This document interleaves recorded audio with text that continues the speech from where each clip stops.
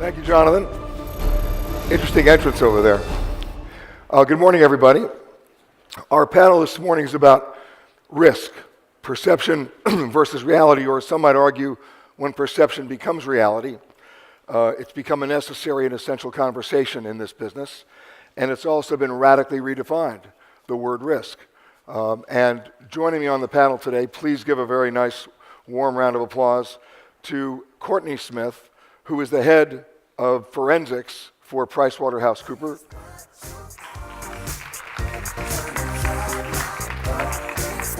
And also based in Dubai here, I promise you they're not related, Henry Smith from Control Risks. Henry?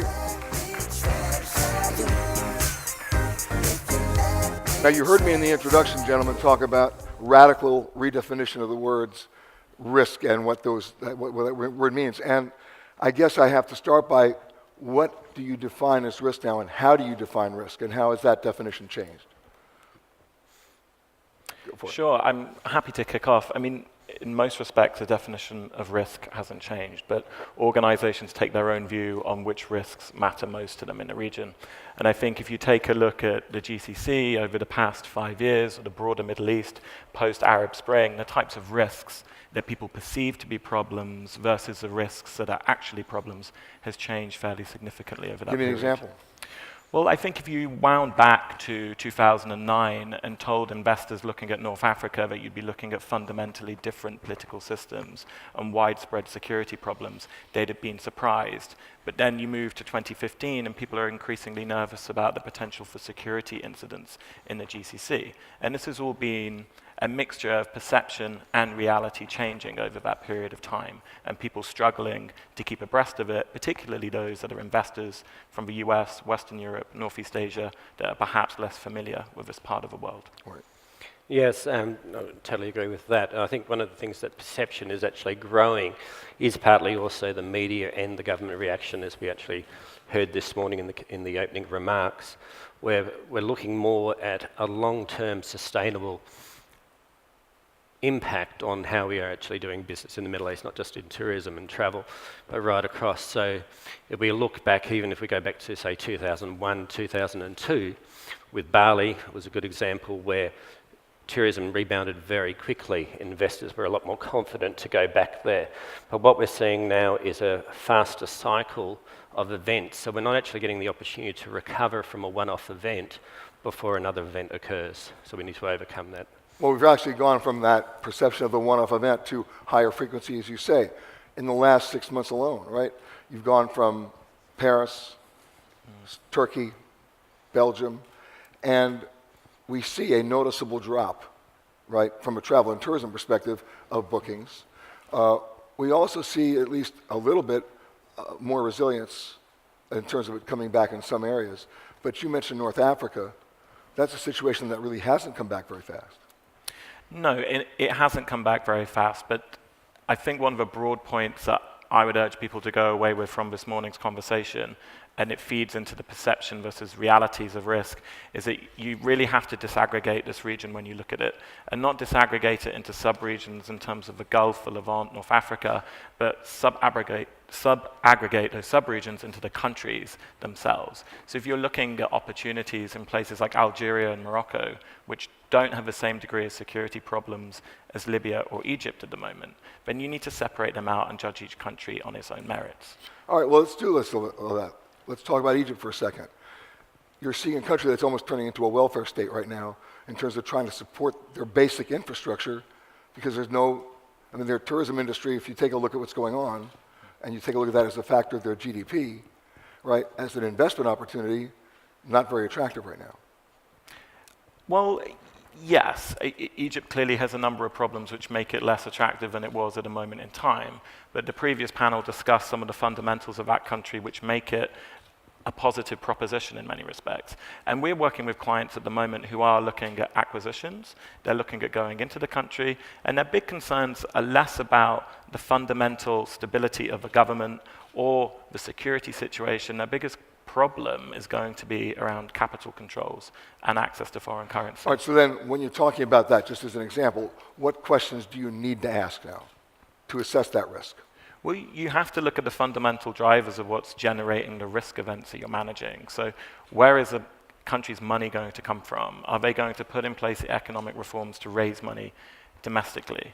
Or are they going to have to rely on GCC streams of funding from Saudi Arabia and the UAE, which is happening in Egypt positive now. signals at the moment. Yeah. So that's the capability side of a government's ability to pay you or allow you to take money out of a country, and then you need to look at their intent. And there you see variations between sectors, variations in terms of the types of projects that they might be willing to make concessions to.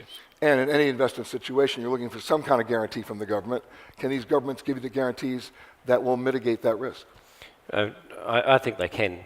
If we go back to, say, the 1980s in Egypt, there was a lot of unrest there, and Egypt has always rebounded. It's a resilient country. It has a strong government now that is getting a vision on the stability of the thing, and tourism will always bounce back. And if we look at what we have now with investment coming from the Gulf into Egypt, that's filling a gap. But Egypt knows that it's not sustainable to rely on that. But if the opportunity arises that we can have for a longer period of time further stability, then the tourism will come back, the investor confidence will come back. So we can move forward, and we've got to think the long term for investors. Well, that's the question. There's investment risk and there's operational risk. Investment risk, if you don't look for the long term, you shouldn't get in. Operational risk, if you don't look for the short term, you better not go. Agreed? Yep, agreed.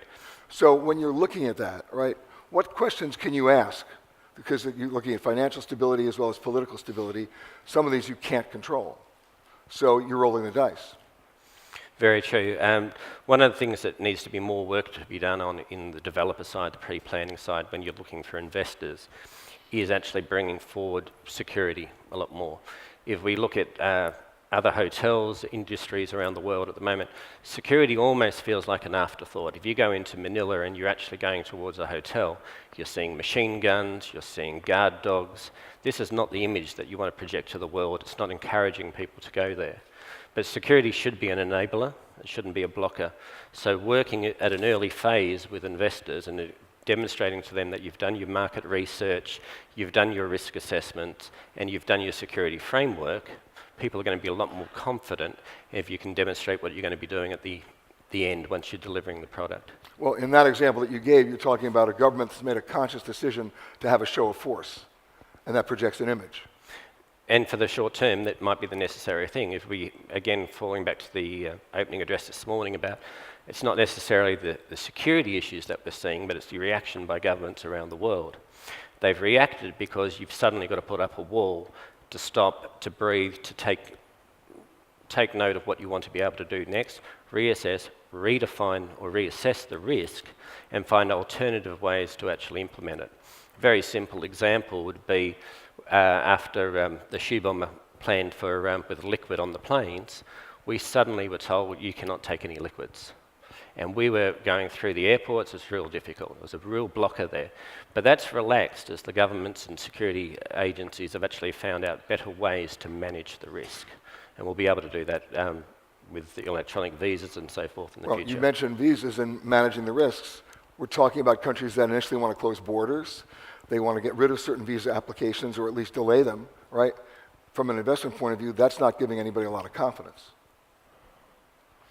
No, it's not. But I just want to pick up on the investment versus operational risk point. Sure. I mean, each company has its own way of evaluating an investment risk. And we've worked for hoteliers coming into the Middle East that, they put different weight on different factors that are important to them, which is either judged by past experience or what they think is important in that given market. And we work with them alongside that. But when it comes to operational risk, one of the biggest changes I think we've seen in the past couple of years in the GCC is local governments and locally run and managed entities really pushing to improve their governance of risk generally.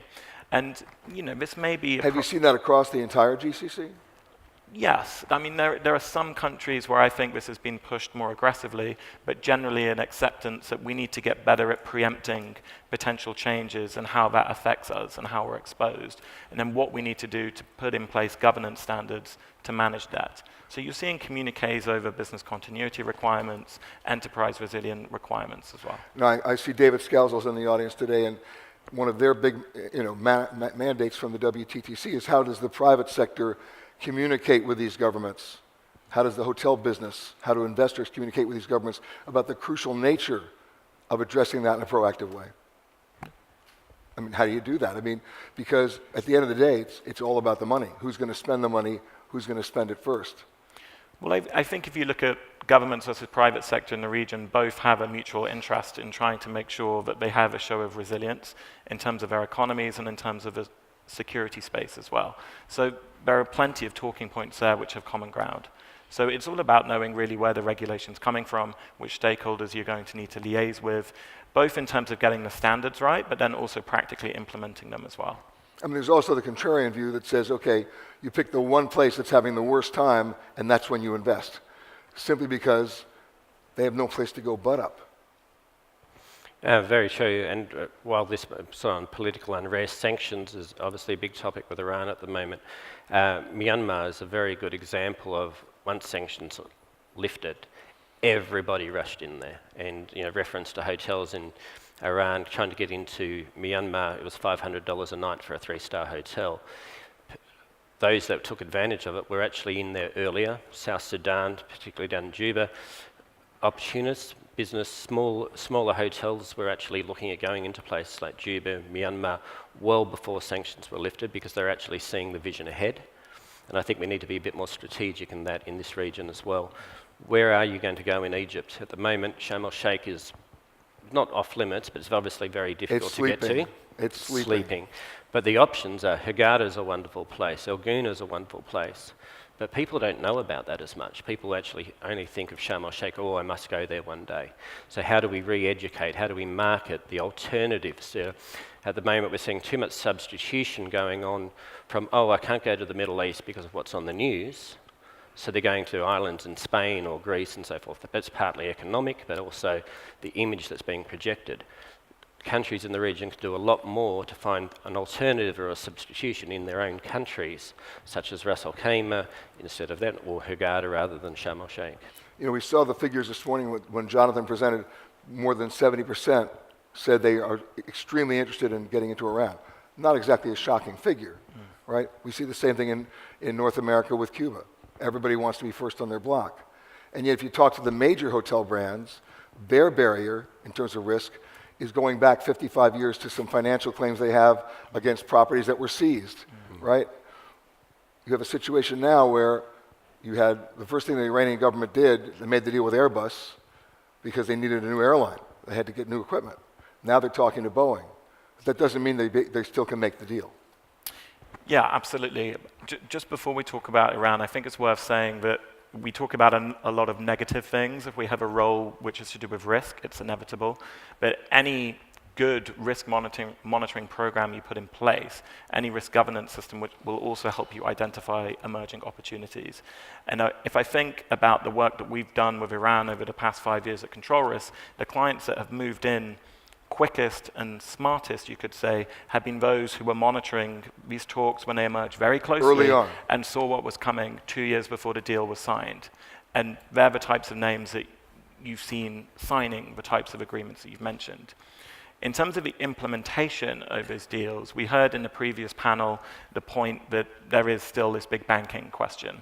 And my personal view is that the banking question has emerged as the biggest obstacle to the nuclear deal being successful. I think we're very firm in the view that the Iranians are committed to this deal being a success.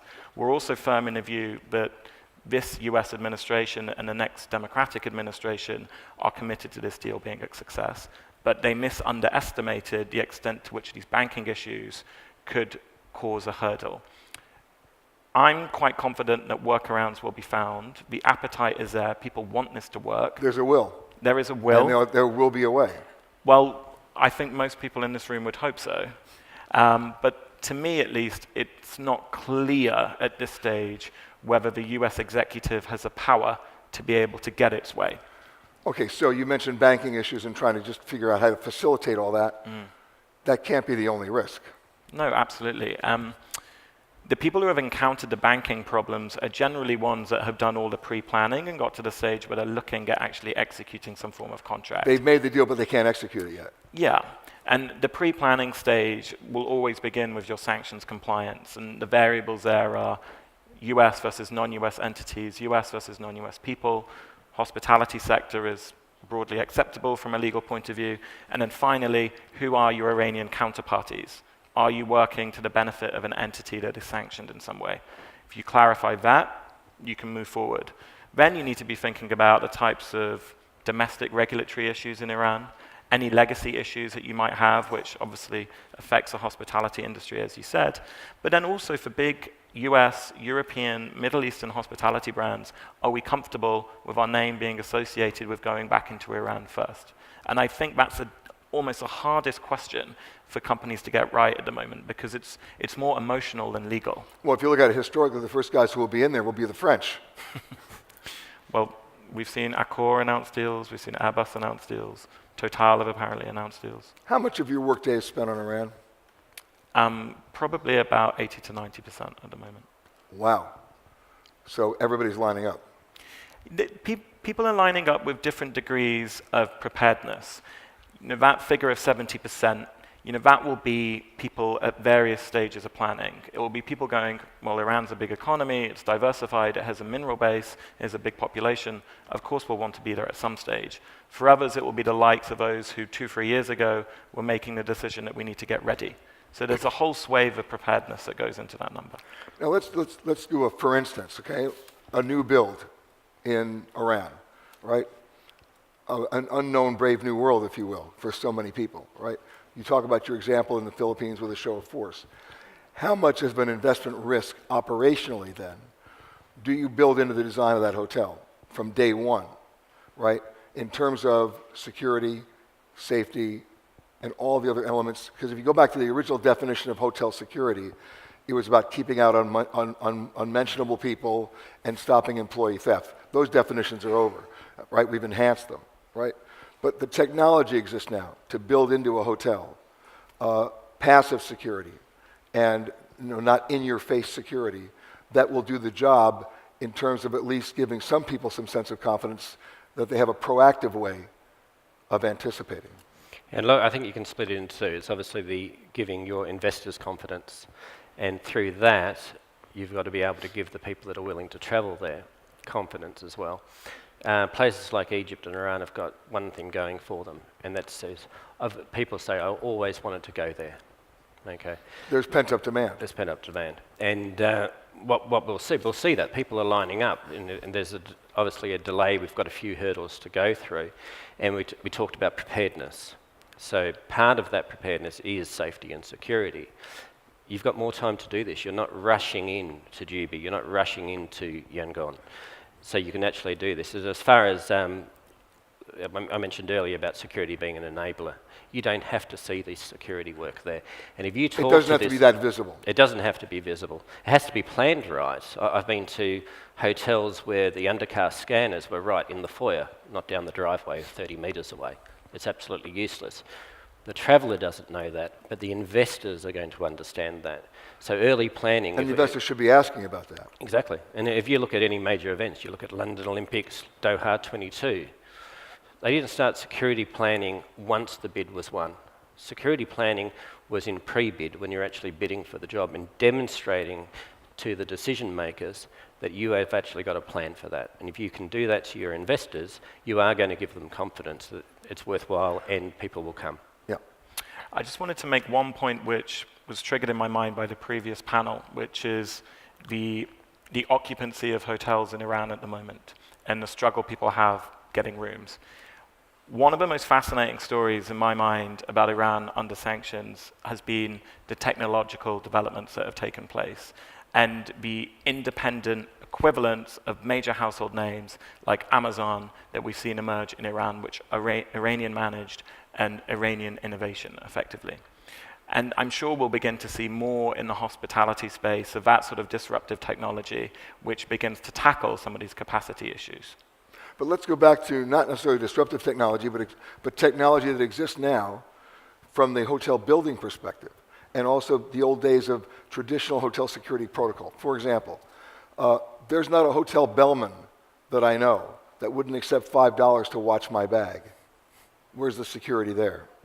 In any hotel, right? You have to start re-educating the hoteliers. You may remember when they blew up the U.S. barracks in Saudi Arabia many, many years ago, the military put out a contract to see, can we develop something that will prevent unnecessary deaths in those explosions? Because most people in those terrorist incidents are not killed by the explosion, they're killed from the flying shards, right? Guess what? A company in Virginia developed blast-proof wallpaper.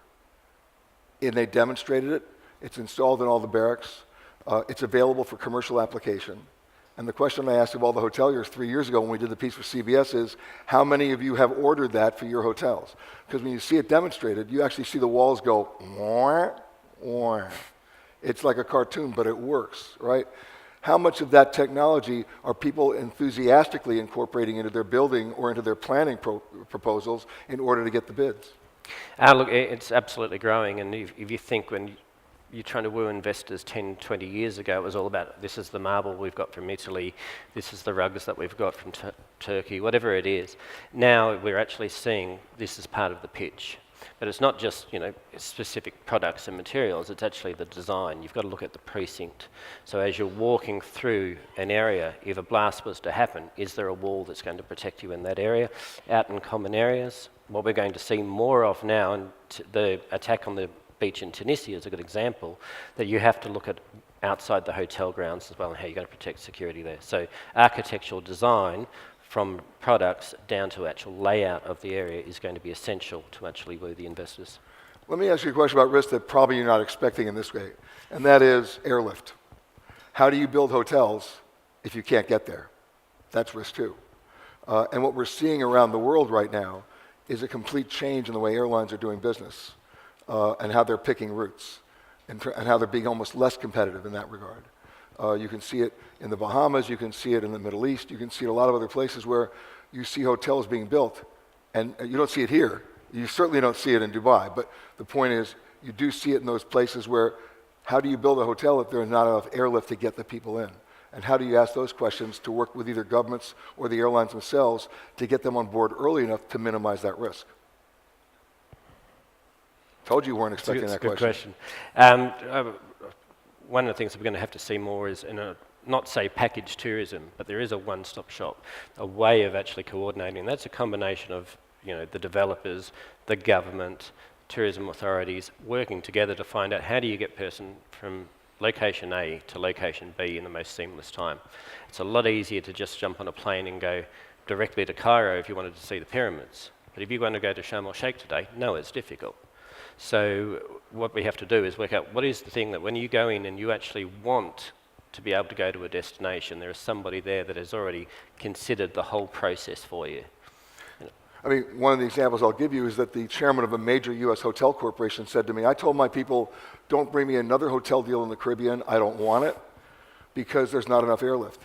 You could take every available airline seat on every commercial flight to Cancun, and you're only filling 68% of the rooms. The people aren't swimming there. So the point is, how much can you put pressure, not just on governments, but on the private sector of the airlines, who should be your partners in these investments, to say, hey, if we build it, will you step up to the plate? Again, I'm sorry, I probably don't have the best answer for this one, but it is about that pre-planning stage. You can't go it alone these days. You have to go in an informal partnership with the government, with the airlines, work out, do you want to invest just in Cancun or in the Bahamas if you're not going to actually going to have a destination to get there anyway? So why consider that? If you early in the pre-planning days are actually talking to the airline and saying, if we build it, will you actually provide a delivery model for us? Does security have to be a negative? And let me ask that question a different way with an example. In 1964, when Westin was building the Century Plaza in Los Angeles, they went to the U.S. Secret Service before they built it, before they even put the plans together, and said, if we build this hotel, what would you look for us to incorporate into the building and the design of this hotel that would be helpful to you? And whatever the Secret Service told them, they did it. And every U.S. president since then has always stayed at that hotel. So when everything happened after 9/11, that particular hotel marketed themselves as a safe hotel, right? It was a positive. Isn't that a possibility now? It is, but I mean, we don't want a knee-jerk reaction. Costs escalate the more security that you actually put in. So when we look at risk, we actually do have to consider what's low, what's high, and what's the potential impact. We think the perception at the moment is that there's likely going to be a terrorist attack in this region. Okay, is that really true? Now, do you need to build that massive security with barbed wire, dogs, whatever it is, if the risk is actually low? So I don't think, saying let's get the Secret Service in to design this and build a fortress is the answer. But it wasn't a fortress. I know. That's the difference. But the perception is that that's what people will actually be seeing if it's done. So again, it's about education, that you can actually implement these security measures without creating that visual eyesore. We have time for some questions from the audience, if you got them. Anybody up? Yes, sir. I just wonder, Henry, if you can update us. I think Control Risk will be looking at the airport security situation in Egypt, talking to the Ministry of Tourism. Oh, there's a microphone coming right to you here. Oh, another microphone's coming to you. I just wonder if Henry's able to describe the airport security situation in Egypt. I think Control Risks have been one of the consultants talking to the Ministry of Tourism. That's right, we have been one of the consultants talking to the Ministry of Tourism about the airports, but as with all ongoing client projects, I'm not at liberty to discuss in this type of forum because of confidentiality reasons. Although I will say, governments do need to be educated about how they have to change their security protocols at the airport. They've been asking the same moronic questions of outgoing passengers since 1988. And they're all answers that can be answered by yes or no. And any time you're asking a question that can be answered by yes or no, you learn nothing. Right? Have you packed the bags yourself? Have they been with you at all times? And did anybody give you anything? It's been yes, yes, and no since 1988. And even if English isn't your ninth language, you can train anybody to say yes, yes, or no. That's not security. I think we'd agree. Other questions? Yes, we have a question in the back there. I wonder if the panel could talk a little bit about how you think that technology, new technologies, surveillance and preemptive technologies are actually going to help solve that security, unobtrusive security problem. We have a division within Control Risk which is far more qualified than I am to talk about that sort of technology, but essentially what they do is integrate technology into the design of properties, and not just for hospitality, but for critical national infrastructure of various forms. And this type of technology that you allude to very much tackles the issues that we've been discussing on this panel around how do you create a secure and safe environment in a way in which doesn't require the type of security that Courtenay described, I think it was in Yangon. No, Manila's probably the worst I've ever seen. I just want to add that technology you can't have stand alone by itself. It's still about people. You alluded to the bellhop that you can give $5 to. We have an education process, where people need to be able to identify potential perpetrators of hotels, negative activities and so forth. Cameras can only do one thing, but you can't monitor 24 hours a day every single camera across a hotel or across a precinct. People's behaviours need to be better understood as well. But when you bring technology and behavioural analysis together, you're actually going to have a much more productive way of preventing any security issues. And there's also a physical issue here too. The most recent example being the bombing in the airport in Brussels, and that is perimeter security. And that is, at what point do you reach the point of diminishing returns by increasing the perimeter, the security perimeter on the airport to the point where people can't even get to the airport? If somebody wants to make a statement at the departure level versus past security, they can still do it. So that's something that everybody's grappling with. Although I will tell you that after 9/11, they did increase the security perimeter around most choke point U.S. airports, and the airports were brilliant. There were no crowds, there was no traffic. The planes actually left and arrived on time, which is amazing. And yet, the economic impact to the concessionaires at the airport were such that they complained they were losing tremendous amount of revenue, and those perimeters were then brought back to their original state. So this is an argument that has to be balanced. I think we're out of time for our panel. Please thank them very much. Henry. Thank you. Courtenay. Thank you so much. And